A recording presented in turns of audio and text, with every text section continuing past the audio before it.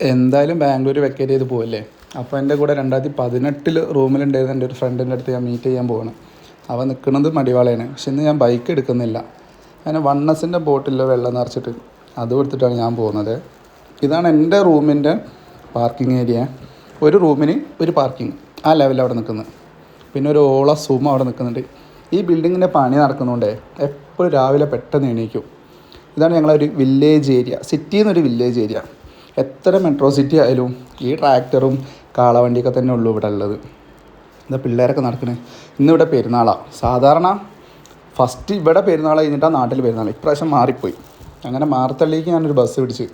AC അല്ല, നോർമലാണ്. എനിക്ക് നോർമൽ ബസ് തീരെ ഇഷ്ടമല്ല അവിടെ. അങ്ങനെ ആ മാർത്തള്ളി ഇറങ്ങി അടുത്ത് ഞാനൊരു സ്വിച്ച് നമ്മളെ ഇലക്ട്രിക് ബസ്സിന് വേണ്ടി വെയിറ്റ് ചെയ്തിട്ടോ, AC. അങ്ങനെ അതിൽ കയറിയപ്പോൾ നല്ല ഇന്ന് പെരുന്നാളായിട്ട് അത്ര തിരക്കോ ഒന്നുമില്ല, ശാന്തം സമാധാനം. പിന്നെ ഒരു ചാർജും നാട്ടിൽ വെച്ച് നോക്കുമ്പോൾ ഇവിടെ കുറവാണ്, AC ആയാലും എന്തിലായാലും കേട്ടോ. ഇതിൽ ഏകദേശം ഒരു 18-14 കിലോമീറ്റർ, ഒരു 40 വരുന്നുള്ളൂ. വലിയ കുഴപ്പമൊന്നുമില്ല. അങ്ങനെ ഞാൻ ബസ്സിലിരുന്ന് പിന്നെ ഞാൻ ഏകദേശം സിൽക്ക് ബോർഡ് എനിക്ക് ഇറങ്ങണം. സിൽക്ക് ബോർഡ് ഇറങ്ങി നല്ല വെയിലത്ത് ഇങ്ങനെ നടക്കുകയാണ്. ക്യാപ്പ് ഇതെടുത്താൽ മതി, നമുക്ക് റാപ്പിഡോ എടുത്താൽ മതി. ഞാൻ എടുത്തില്ല. പിന്നെ കുറച്ച് വെയിലത്ത് നടക്കാമെന്ന് വിചാരിച്ചു.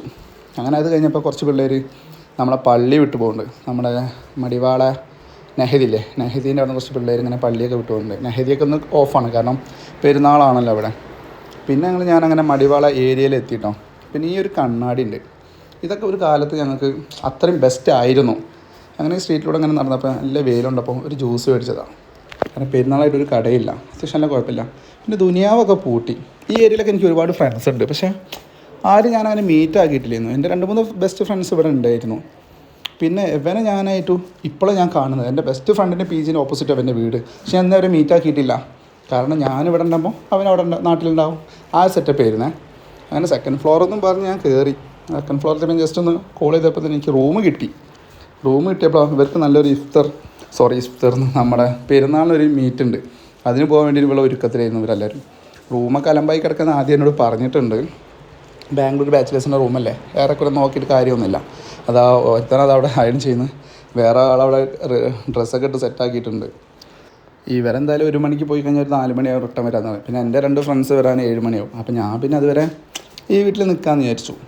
ഒരാളത് അവിടെ എല്ലാം റെഡി ആയിട്ടുണ്ട്. ഇവർ ഫുള്ള് മ്യൂസിക് സെറ്റപ്പ് ടീംസാണ്. മ്യൂസിക്, ക്യാമറ, വീഡിയോ ആ സെറ്റപ്പ് ടീംസാണ് കേട്ടോ. ഒരാളതവിടെ ഷൂവൊക്കെ ഇട്ട് സെറ്റായി നിൽക്കുന്നത്. അപ്പുറത്തെ ഒരാൾ അയൺ ചെയ്ത് കഴിഞ്ഞിട്ട് പോലും ഇല്ലേ. അങ്ങനെ ഞാൻ ഫുഡ് കഴിക്കാൻ വേണ്ടി ഇറങ്ങി.